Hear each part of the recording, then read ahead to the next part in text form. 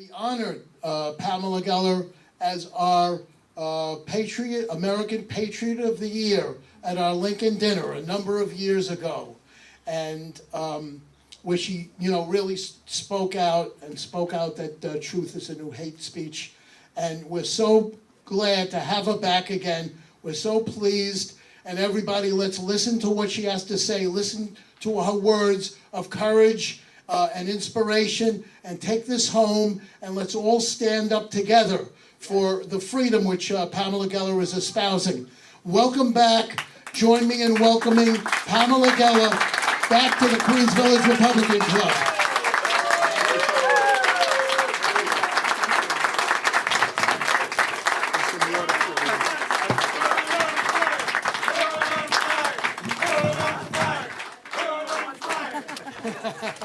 This girl is on fire.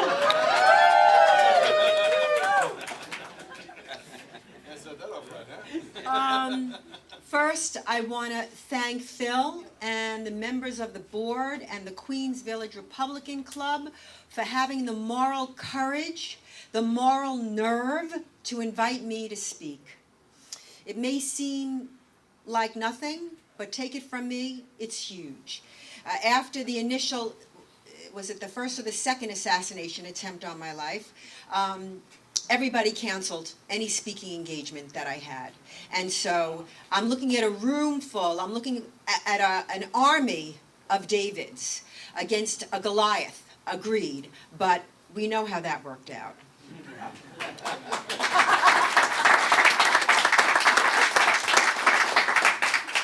I have to say that it's sort of incredible that we're meeting today, this auspicious day, the first annual World Hijab Day. No, I'm quite serious. The first annual World Hijab Day, where non-Muslim women are encouraged to wear the hijab. Now, let's look at the context of this. In Iran, a country under Islamic law, women are fighting and dying and marching to not wear the hijab. Okay? The icon of this freedom movement is a woman ripping off the hijab. By the way, I'm sure you've seen that avatar. It's been made into an avatar, but I'm sure you've seen that picture, that famous picture. She has disappeared. The last freedom revolution that was ignored by the Obama administration in 2009, the freedom revolution that was led by women, truly, I mean, listen, all of those, that Arab Spring was really an Islamic supremacist revolution. The only true freedom revolution was in Iran. And you know how you know that? You don't have to be a scholar. You don't have to do what I do every day. It was led by women. Women with eyeliner, women with stilettos, hijab didn't matter. That was led by women. And when Bush said, if you stand up, we will stand with you, they did it 6 months too late, because they were standing in defense of freedom, not unlike Egypt, where he threw out our partner of 30 years, the first Muslim country to make a peace with Israel, for example, and punished the Egyptian people when they overthrew Morsi. So that's what's happening now. While Iranian women are marching and dying for freedom, ripping off the hijab, you have the left, the feminazis in this country, #MeToo. What a full of shitnik movement.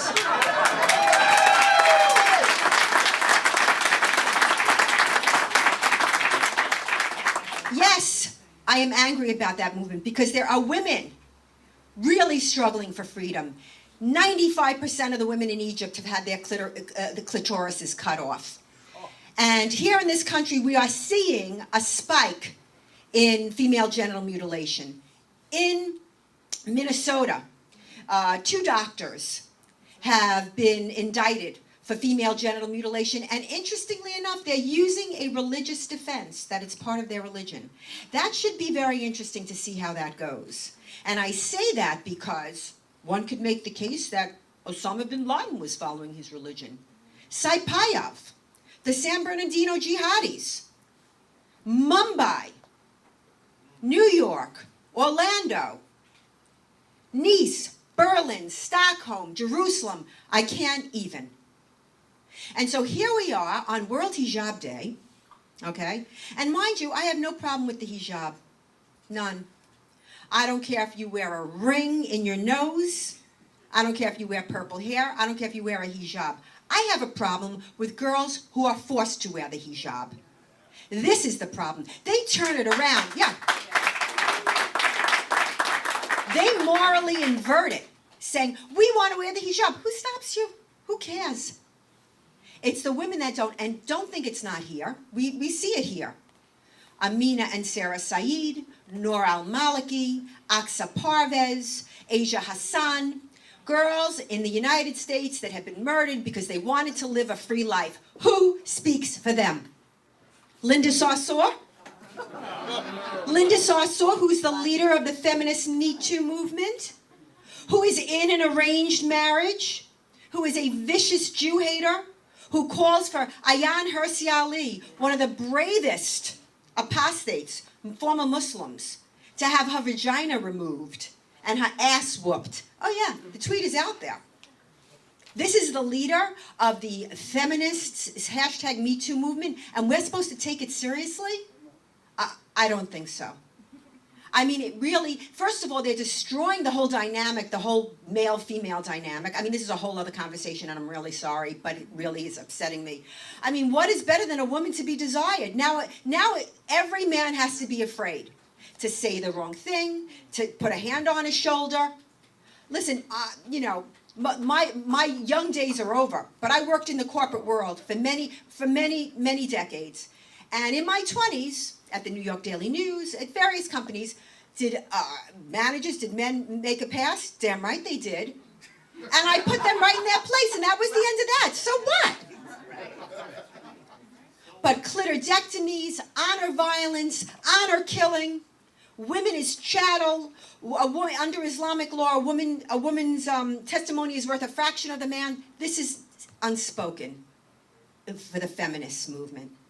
And yes, it upsets me, because they're indoctrinating our young girls in this leftist Islamic toxic ooze. And on the other hand, in Europe, which for us in America is a cautionary tale, there is a new movement, hashtag 120dBs, which stands for 120 decibels, which is the volume of the rape alarm that every young girl, every young woman, every tween is carrying in Europe now. They have two items: rape alarm, pepper spray. Everyone. And now there is this new movement called 120dB, and it's all these victims. And there are hundreds of thousands of them. And they are pointing a finger at the EU, and they are pointing a finger at the government, and they are saying you knew that this is not, that this cultural thing where we are perceived as war booty, because it's in the Quran, that you knew this, and you sacrificed us. And any nation that sacrifices their girls, that sacrifices their women, has no future. Who gives birth? To the warriors, to the soldiers, to the doctors, to the scientists, to the future. Who gives birth, literally? So here we are on World Hijab Day, and you have to say, how did we get here?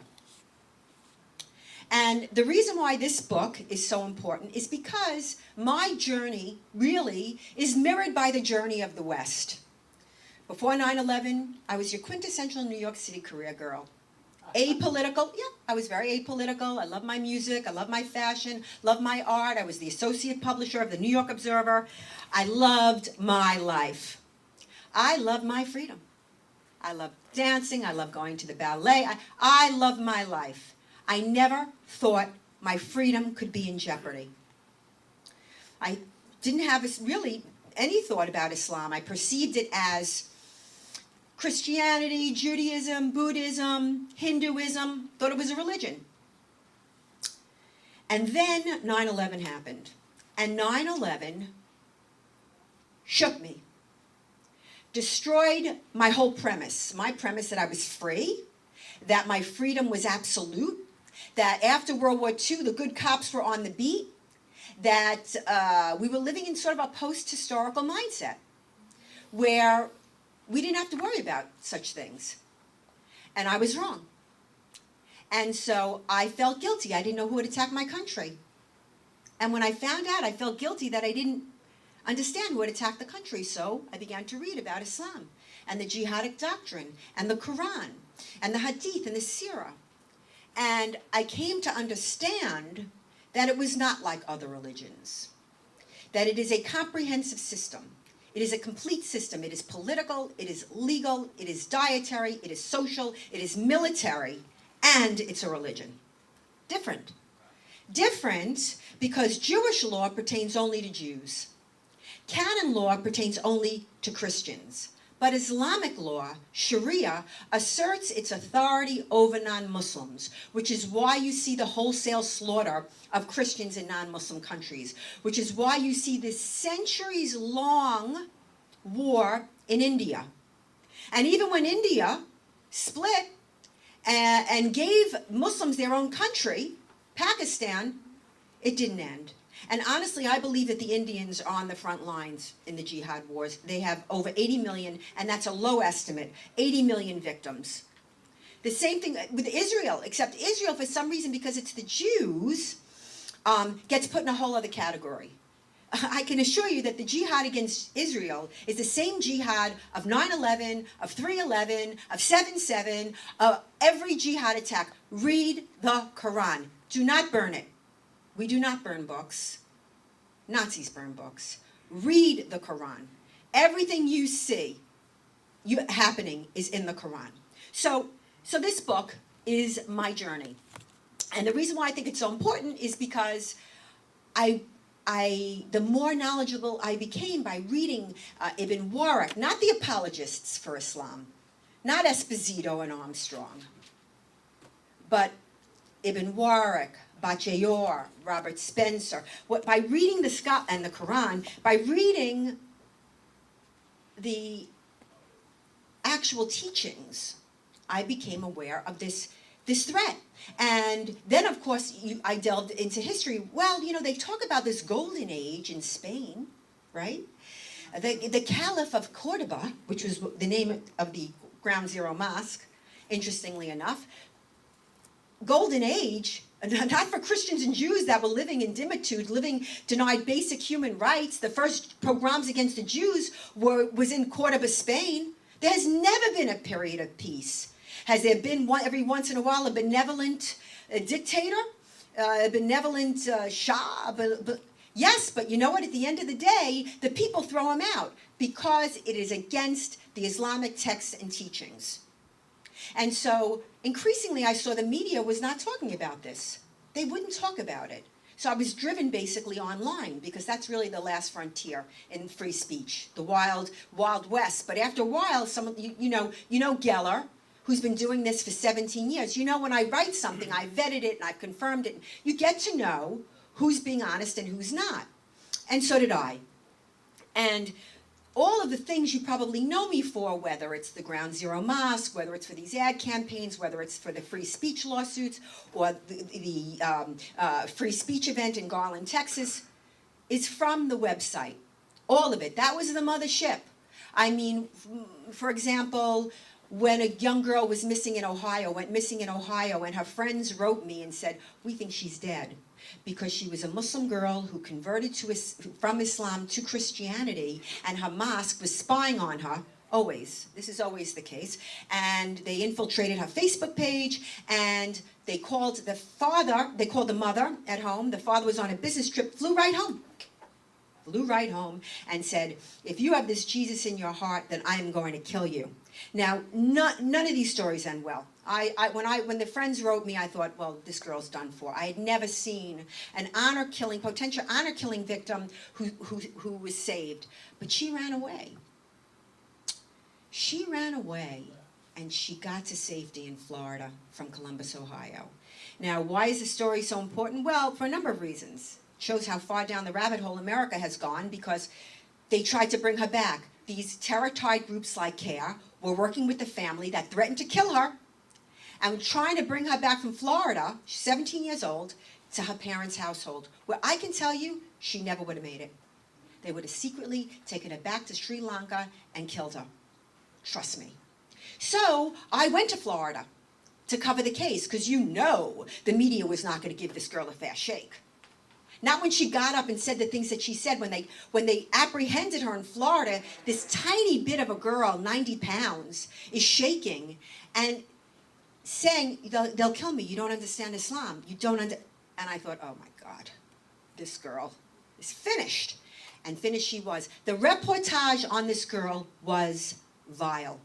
The newspapers, the Orlando Sentinel, Renee Strutz, I'm saying with deliberately an Italian accent there. The things they were saying about her, like when she would show up in the courtroom, they'd say her cheeks were painted with blush.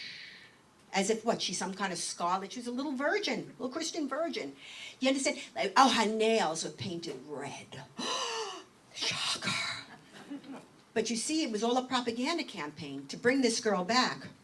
And it was such a fight because they won. But because of my readers and people in social media were watching, they put her in a home in Ohio. And so I would call for these like Christmas card campaigns. Let's everyone send her a Christmas card because she was alone, this bit of a thing. And literally thousands of Christmas cards. The family and CARE went to court to stop the Christmas cards. This is evil. The bottom line is this girl was saved. And all the smears and the defamation and the libel was worth it. And again, the work comes from these incidents. When I was in Florida, on my way to the courtroom, I see a bus pass by. It says, "Come to Islam." You have questions about Islam? Come. And I thought, okay, what about those that want to leave Islam? Like Rifka Berry. So I took their ad, exactly, with the sun and the stars and the grass, and it said, come to Islam. So I just changed it. I flipped it to, leaving Islam? Is your family threatening you? Is there a fatwa on your head? And let me tell you, OMG. I could not believe for 1 second. First of all, in 24 hours in Miami, taken down. Taken down. My lawyers sent a letter right away. They went back up, but after that, Miami banned all political, religious, and issue-related ads. In New York, when they went up, in my lobby, you would have thought I was Sophia Loren and I had run off with Cary Grant. That's how much paparazzi was in my lobby. From this ad. I'm not exaggerating. I am still involved in a lawsuit in Detroit, which I won 2009 because they would not run that ad. When I won, they would not run that ad. In Dearborn, who needs it more? As a matter of fact, when my ads, when we won our case and our ads were scheduled to go up, a girl, Jessica Mokdad, was honored killed by her father. You could say, that's a long shot, Pamela. You don't know that if she saw my ad and we got her to safety, she wouldn't be alive. That's what we do. You don't read about that in the papers, that we help Muslim girls who want to live free lives get to safe houses. You never hear their stories. You never hear their stories. So that's how people say, oh, she's such a provocateur. Why? Because I'm an American and I believe in freedom? I never do these things. My activism is a response. It's always a response. Those ads that became world famous in any war between the civilized man and the savage, support the civilized man, support Israel, that was a response to a vicious anti-Semitic ad. Their ads run without issue. I have to substantiate, and then substantiate. And by the way, I always do. But I sued in New York. They would not allow that ad to go up. Well, it was a piece of text. I sued and I won. And the thing that you need to understand is things are happening every day. These are gross violations of our First Amendment rights. They run ads, the most absurd ads. CARE ran ads rebranding the word jihad, okay? They ran ads, my jihad is getting to the gym every day. It's funny, but it's not. It's propaganda. They're disarming the American public in the information battle space, and this is where the war is. This is where the war is. In the war of ideas, all the bullets and the bombs and the bloodshed comes as a result of what happens in this war. And they are shutting us down. I'm telling you that right now. I'm not going to go into all the court cases. I've won them all. And so what's the upshot? The upshot is New York City, for the first time in its history, okay, over 100 years of transit, advertising, buses, subways, billboards, banned all political ads. Because a little old me. It's so scary. I'm so scared.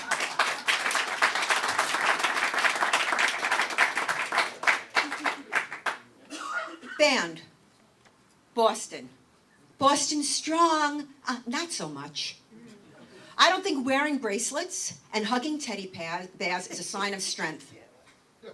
They were running vicious anti-Israel ads about stolen land. Stolen land. Israel is this big. Okay, 9 miles at its wide, surrounded by enormous Muslim lands. But they can't even let the Jews have that. There was no Palestine. It was the British mandate. Have you seen the British Empire before 1922? Have you seen across the world? India, they're all over. Only this tiny itty bitty piece of land is still they're fighting about. Still, because it's the Jews. And if you've read the Quran, you know that the existence of Israel, the existence of the Jewish state, is deeply humiliating and deeply offensive to devout Muslims. That's what it's all about. It has nothing to do with land and right of return and any of this nonsense. You must read the Islamic texts and teachings about the Jews, and you will understand everything. I have them here, but we don't have hours and hours to read them. It's why when you see anti-Israel protests, you hear that chant. That chant in London, that chant in Paris, that chant in New York and in Florida and in LA. That chant, Kaibar, Kaibar, Ya Yahud, Seisha Muhammad, Sayyahud. Remember Jews, Kaibar. The armies of Muhammad are coming. Kaibar is when Muhammad annihilated an entire tribe of Jews, the Qurayza tribe. An entire tribe of Jews. Beheaded all the fathers and the sons, took the women as slaves, which is why you'll hear, well, you know, Muhammad had a Jewish wife. Okay, just let's be clear, okay? It was that night, Muhammad beheaded Safiya's husband and son and then raped her. That's the wife that they're referring to, just so that you know. It's all repackaged, all of it, every day. And we can't talk about it. And that, you know, we're dealing with a Sharia-compliant media. Look, day before yesterday, Muslim mows down a couple of pedestrians in Philly. And then an off-duty cop, God bless him, brave, tries to take him down. And the jihadi is beating him, senseless. And he gets his gun and he kills him. Cop kills him. That's what I call a happy ending, okay?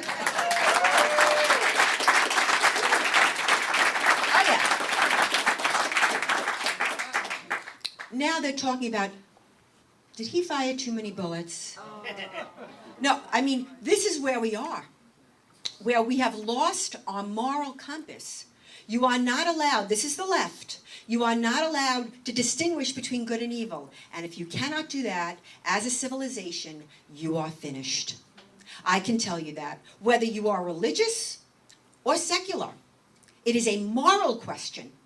And you are not allowed to decipher between the two. Now, my site, for example, for the past 15, 16 years, is reporting on the news the media won't cover. That's what I do, okay? And I have 1.5 million followers on Facebook, 250,000 on Twitter, and I have been blocked, banned, labeled as spam. They are shutting us down. It's gotten very bad under President Trump. God bless his soul.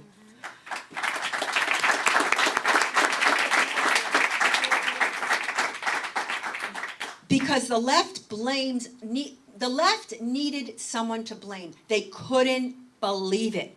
You have to understand, they never, for 1 second, thought that she was going to lose. It's why they were so reckless with their FISA warrants and lynch on the tarmac and all of this criminality, this absolute power. They never saw it coming. And the more they pursue Trump, they have nothing on. I mean, whatever his story is, he wasn't even a politician. I mean, he was with Russia. How? How did that, what, he went to Moscow and wanted a borscht? What are you talking about? He wasn't a politician. It's just absurd. But by pursuing these things, you see, they're hoisted on their own petard. They are exposing themselves. They are panicking now, with this DOJ and FBI memo. And they're, first of all, let me say a couple things.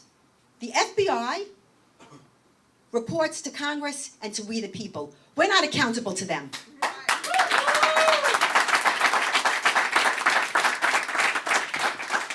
And I think it was William McGurn of the Wall Street Journal who said, they're like Colonel Jessup, you know, in A Few Good Men. You can't handle the truth. I mean, the whole idea of that there's just no transparency, and I believe that the memo has not been released yet, I think it's tomorrow, by the way, is Trump likes to see them squirm.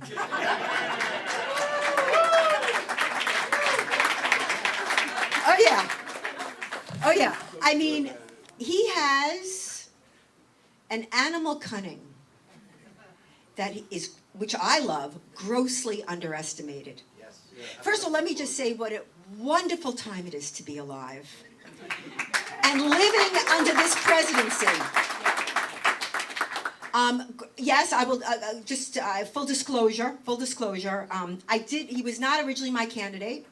I disagreed with him. He criticized me. He attacked me after Garland. And it wasn't personal that he attacked me. It was that if you don't get the First Amendment, you don't get it. I don't think he would do that same thing today, but I just want you to understand that.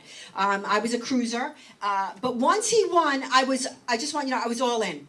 100p, okay? I was all in. Just so I want you to know that.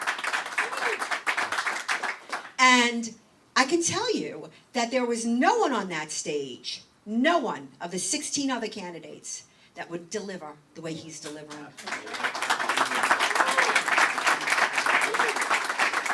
Now, are you happy with everything? I don't want to hear it, okay? You can make perfect the enemy of the good. We are not goose-stepping leftists where you have to be all one way. That's not who we are. So you may disagree on the DACA dream I'm not interested. No one would be doing what he's doing. Tax reform, Jerusalem. I mean, that relationship is really irreparably damaged. I mean, amazing. He's taken on all comers. Iran, the Norks. I mean, it's really a wonderful time to be alive. And then, of course, this week it had to be a black day in care offices, Hamas-tied care, because not only was Hania, who's running, you know, Hamas now, and Hamas Care is affiliated with Hamas, not only is he now designated a special terrorist, which means all funds are frozen, but the other co-founder died from accidentally shooting himself in the face. Justice has been served. So back to the journey. The journey is, because I stand for freedom, and all of this, as I said, I was apolitical. My political philosophy is individual rights and liberty and freedom. That is my political philosophy.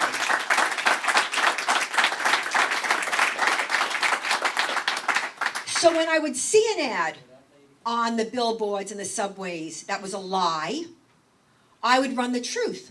Do you think I knew that I would have to go up to the Supreme Court to fight for the truth?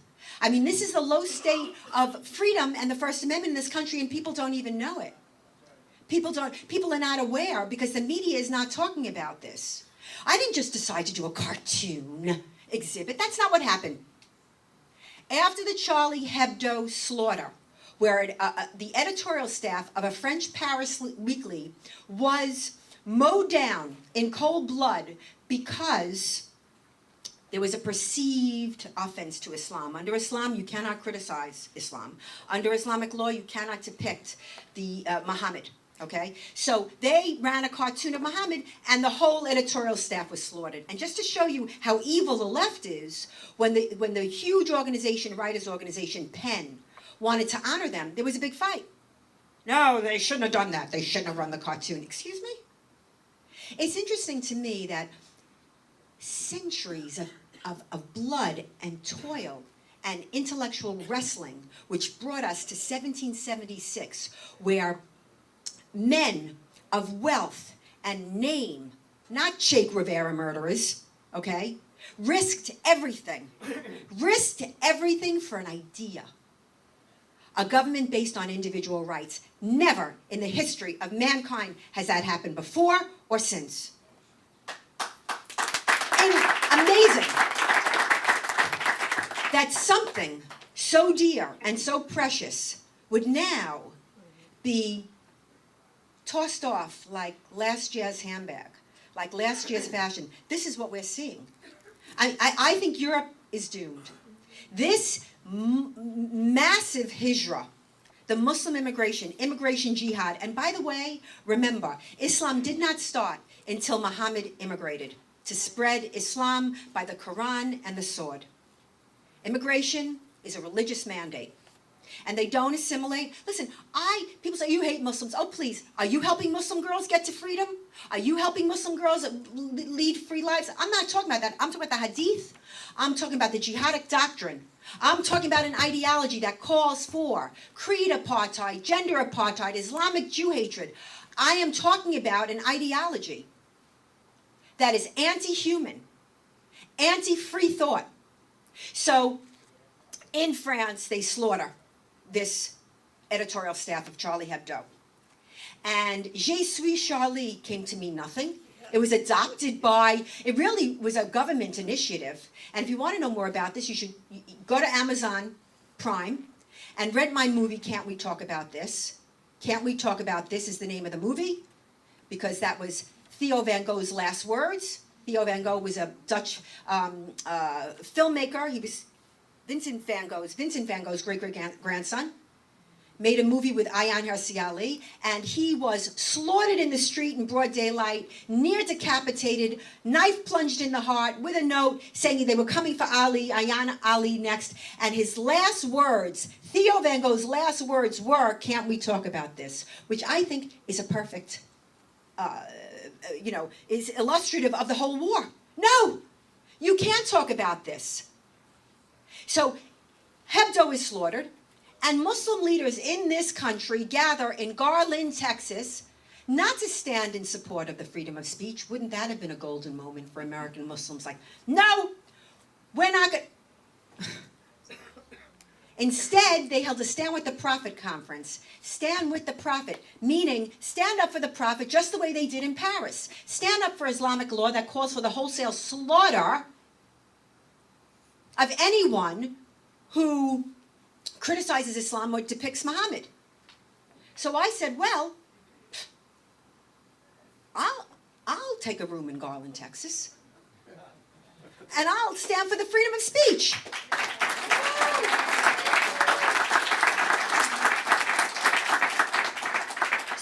And by the way, so much you never heard. It wasn't a contest. That was like a side thing, and I'll tell you what I mean by that.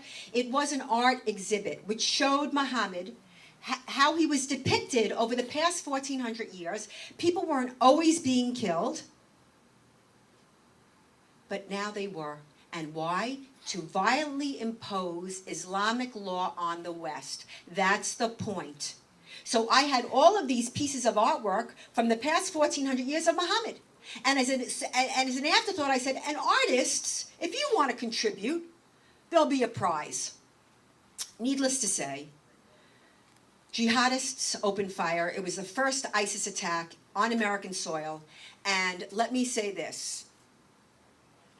The FBI was in on the planning. We know this from an indictment in North Carolina of Eric Jamal Hendricks. We saw the texts of the FBI undercover agent talking with Jamal Hendricks, Ibrahim Simpson, Nadia Sufi. And they didn't tell us, and they didn't warn us. And they were there. They were at our event. They were texting the jihadists. The jihadists were asking, how many people are there? Is the FBI there? How many police are there? We never saw the answers. It was redacted in the indictment. We never saw the answers that the FBI agent gave, but I can tell you this. One of the agents was in the car behind the jihadists. Listen to what I'm saying. Right behind them. When the two jihadists got out and started opening fire, the FBI agent got out of his car, took cell phone footage, got back in his car and drove away. What? He was actually pulled over by police officers, local police. They thought that he was part of the attack. And then let go when he identified himself as FBI. Now, why am I telling you this? What did they expect to happen? If it wasn't for my security team, who had SWAT there, it was my security team that we brought that took out the jihadi. That man.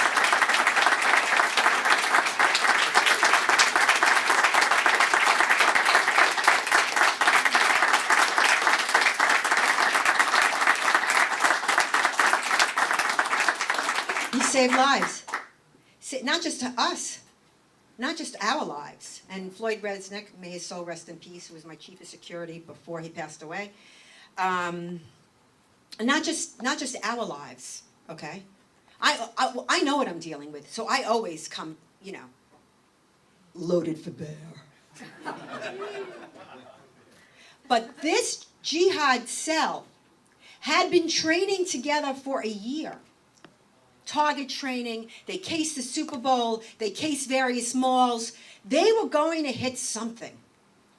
When I announced the Muhammad art exhibit, they were like, okay, remember Paris, what our brothers did in Paris and all that stuff. But we save lives because we have seen from Pulse nightclub to San Bernardino to Halloween in New York City,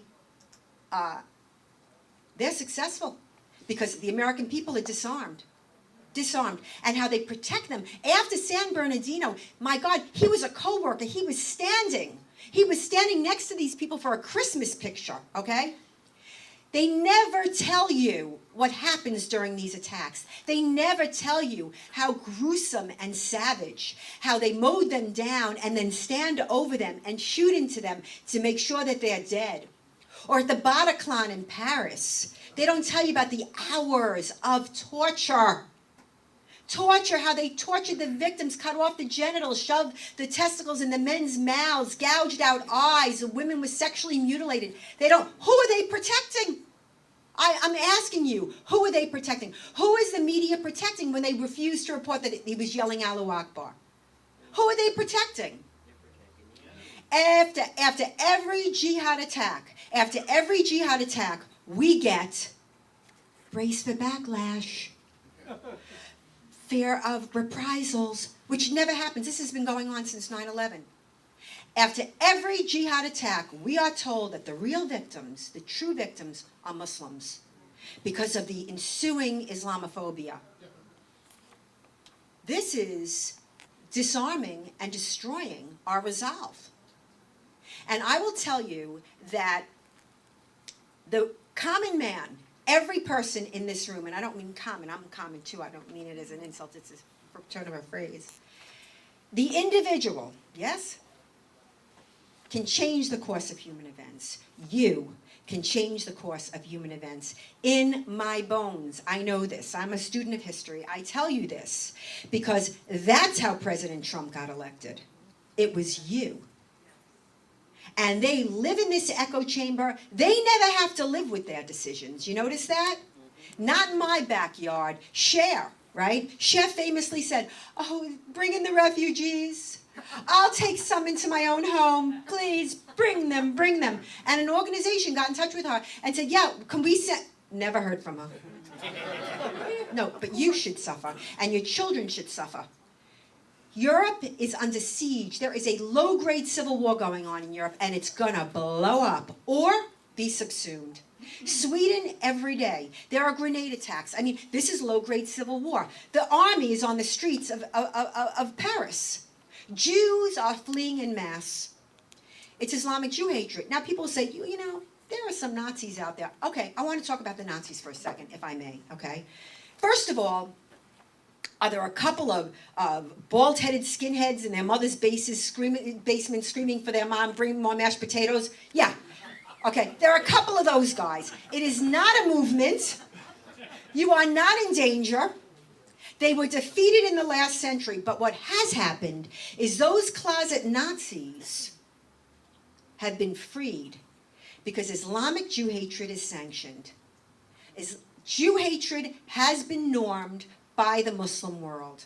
This is what we see. You see a UN who was established despite the failure of the League of Nations, despite the failure of Woodrow Wilson and all his poppycock, was established in order to stop another Holocaust. That was the only reason, where nascent and established democracies would get together and make sure it didn't happen. Honestly, the only reason why the UN exists today is to make sure that it does happen.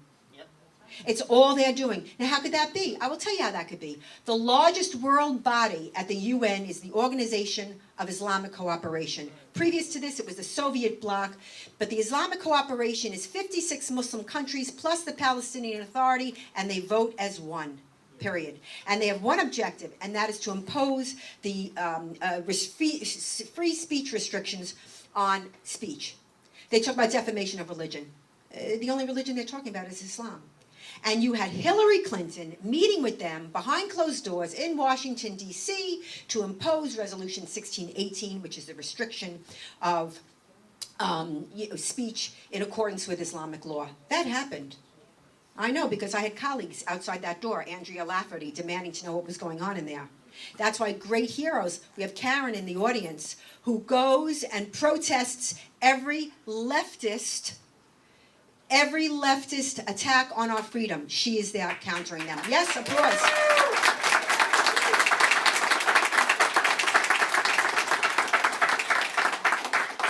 But be warned, when you take up this fight, you will be labeled a racist, Islamophobic, anti-Muslim bigot. Let me tell you what you will also be labeled, if I may. Here we go. Let's see if I can get to the page without spending 20 minutes up here looking for the page. Okay. The Review, Sunday Magazine cover. Most dangerous woman in America. Far-right hate queen. I like that. Where's my crown? Where's my crown? The anti-Muslims movement's most visible and flamboyant figurehead. Am I supposed to do that when I say flamboyant? Oh, this one's beautiful. Ready? This is New York Daily News. About my ads, about me, describing me. Noted subway uglifier. Really? I mean, how much time could you see them sitting in a room? No, that's not bad enough. Come on, you can do better than that. Come on. Seriously. Village Voice calls me America's most prominent Islamophobe. I preach, this is from the Jewish Forward, okay? My biggest critics are the left-wing Jews. People say, I don't understand that. Why do the Jews do that? Why does the Pope do what he's doing? And many Hindu leaders, Sikhs. I mean, talk about a people totally under the boot. I mean, it's their politics of their religion. That's what it is. In my opinion, they're godless, and they worship at the Church of Human Secularism, and that's what it is. I don't believe that left is stupid. I believe that left is evil. I believe that.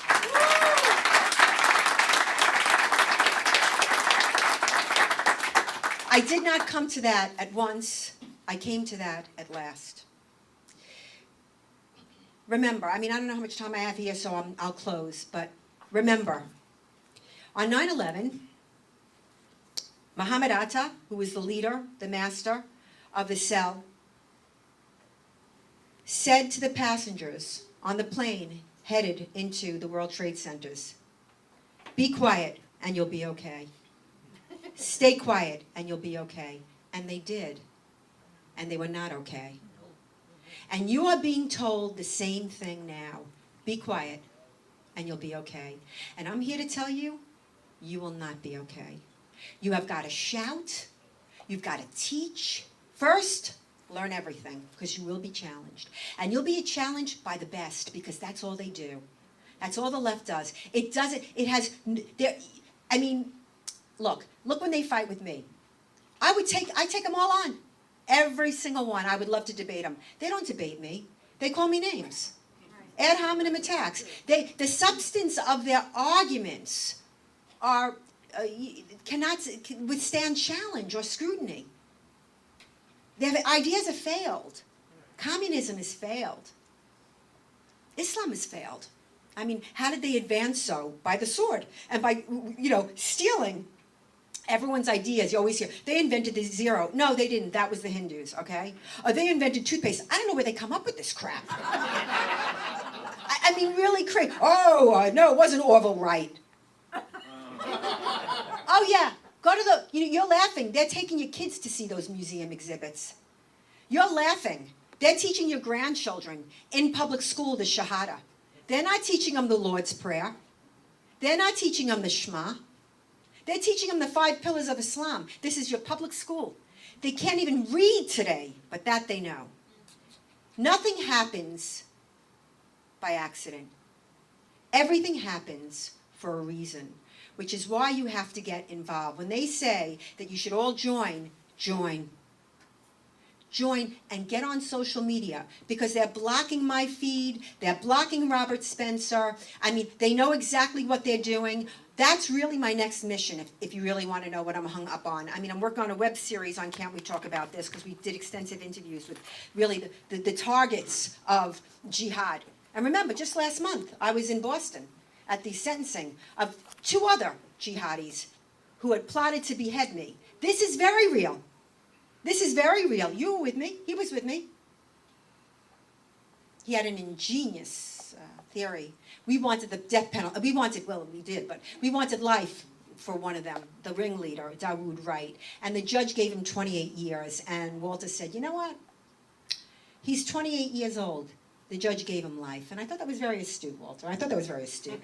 This is what counter jihadists talk about in the car. I will take questions in a minute. In closing, I just want to say, social media, social media, social media. Right now, what I think needs to be done is we must have legislation. Now, let me tell you something. I'm a capitalist. I do not believe in government intervention. I don't want any of their revenues, except they are the public square today. The last century, your telephone was how you communicated. Could you imagine if AT&T listened to your calls and said, oh, no, you can't say that. We're taking your phone away. It's the same thing. Now our IP address is how we identify ourselves. I'm not on the phone, but I am online, and people messenger me, and that's how I communicate. And they're telling me we're not allowed to communicate. Facebook, Twitter, YouTube are run by uniformly left-wing managers, okay? And I can only tell you this. They have immense power.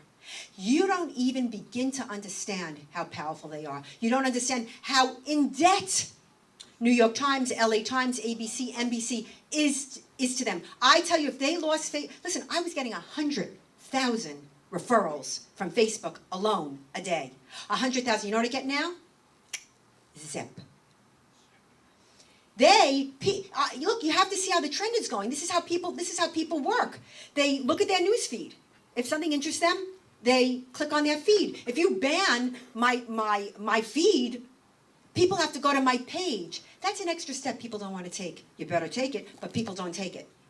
They have to be made, they are a public utility, and they have to be made, and this is what you should talk to your elected officials about. They have to be made to adhere to our First Amendment rights. I do not want their revenue. Look, Ma Bell was broken up. Bill Clinton went after Microsoft.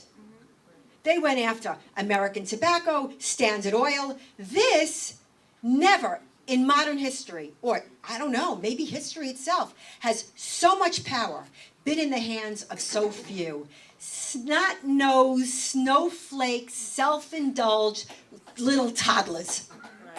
Thumbsuckers who have, at this point, almost absolute power. They can make or break a politician. They really can. And after the election, After the election is when they cracked down on me because the left said, how did this happen?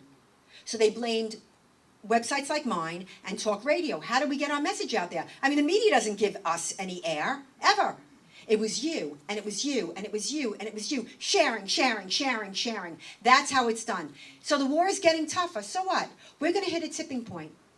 I'm telling you, we're going to hit a tipping point. But you are a one-man media organization. You have a sphere of influence. You have a sphere of influence. Whether you go to work, whether you go, there's a water cooler, what do people do when they're not working? I don't know, I'm always working. Badminton, tiddlywinks, whatever it is, you start talking. And don't say, well, you know, people get really angry with me. So what? So what if they get angry with you? Who cares? I mean, they have no problem telling you what's what. The anti-Trumpers have no problem with their violent, vicious bile. You're rational. You have an argument. Listen, you've been in a bakery, you've been in a grocery store, the guy next to you says something vicious about Trump. You just sit there because you know you don't want the, open your mouth. Start opening your mouth. Enough. Because once freedom of speech is gone, it's very, very hard to get back. And right now, you have to work for the midterms. You got a lot of great people leaving. Trey Gowdy and Jason. Listen, excuse me, this is real life. Everything can't be a party. Everything can't be perfect. You have to work with your teams here. I know, listen, I live in a blue state, okay? I have de Blasio, who personally attacked me for my ads, but said that the anti-Jewish play at Lincoln Center was free speech. Please. He's really frightening because he's a moron, okay? You must get involved. These people, you know, it's a righteous cause. This is the cause of freedom.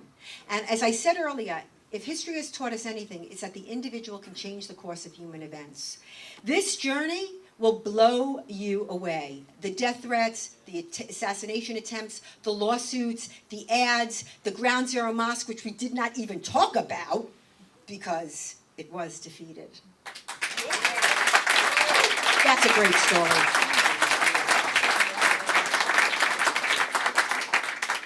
Mecca on the Hudson. It's here.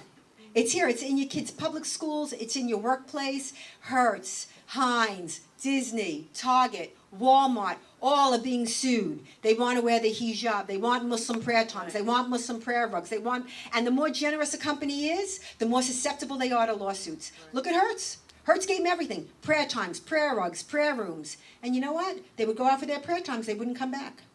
So Hertz said, listen, you got to clock out. Well, we're not clocking out. Religious freedom. They said, okay, religious freedom, you got to clock out. They said, we're not clock out. They said, if you don't clock in and clock out, we're going to have to suspend you. And they suspended you. Now there's a big care lawsuit against Hertz. This is, listen, Disney with the hijab. I mean, here a woman wanted to wear the hijab. And so Disney says, you know we have a dress code since 1957. I want to wear the hijab. So Disney, listen to this. Disney designs a costume incorporating the hijab for her. I'm not wearing that thing. She'll wear that thing, but not that thing, right? And there's a big lawsuit. Walmart, Target sued because they won't handle meat that's not halal. If you don't want to handle meat that's not halal, why are you going in the cashier's line at Target? It's deliberate. Go work for a halal butcher. They sued and they won. Star Transport. Driver wouldn't take alcohol. That's what Star Transport transports, alcohol. Sued, won, Star Transport, out of business. Wake up. It's happening. I mean, you can avoid reality, but you can't avoid the consequences of avoiding reality. Anyway, I want to thank you very much. Fight the great fight. Thank you, Phil. Pamela Geller.